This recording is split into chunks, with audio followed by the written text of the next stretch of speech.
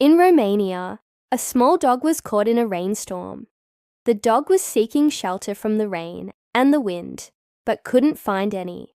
The poor dog then found a place under a bench where he could hide his head and feel a little bit safer. But this little dog had been waiting there for hours, and no one had come to help him. Meanwhile, many families were walking past the bench, some of them even holding umbrellas over their heads. But no one stopped to help the dog. Many people simply walked right by him without even noticing that a dog was there. And those who did notice just thought that it wasn't their problem. The dog watched as people hurried past him, each wrapped up warmly with an umbrella over their head, sharing food and drinks, laughing and joking, completely ignoring the dog hiding under the bench. Finally, after what felt like an eternity, a kind woman noticed the dog. She stopped and called out to him. The dog immediately pricked up his ears and wagged his tail hopefully. Could this be the person who would finally come to help him? But unfortunately, the woman just continued on her way, leaving the dog behind.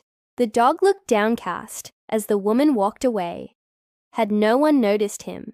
Was he really all alone in this world? Just when he was about to give up hope, a young girl approached him. Unlike the other people, the girl didn't walk by with her head held high. Instead, she looked down at the dog. She saw how miserable he was and how much he needed help. With a gentle voice, she started talking to the dog, trying to calm him down. The dog, who had been so scared and unsure of what to do, felt a sense of relief wash over him. Finally, someone had noticed him. Finally, someone was going to help him. The girl knelt down next to the bench and reached out her hand to stroke the dog. The dog, who had missed human touch more than anything, leaned into her hand and closed his eyes in bliss. After a while, the girl got up and, taking the leash out of her bag, she offered it to the dog. He sniffed it cautiously at first, but then, as if understanding what it meant, he put his paw on it and let the girl lead him away from the bench. The girl, who had only intended to take the dog somewhere safe, couldn't bear the thought of leaving him there any longer. She decided to take him home with her. When they arrived, the girl immediately gave the dog water and food, which he ate with such a voracious appetite that it broke her heart.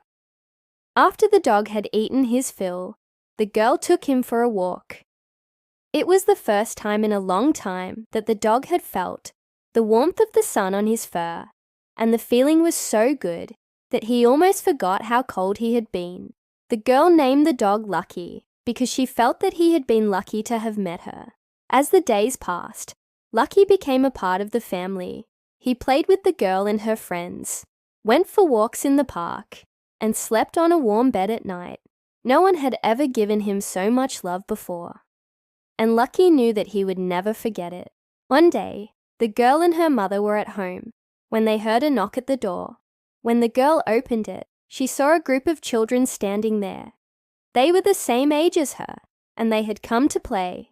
The girl immediately invited them in. But when they saw Lucky, the children started making fun of him.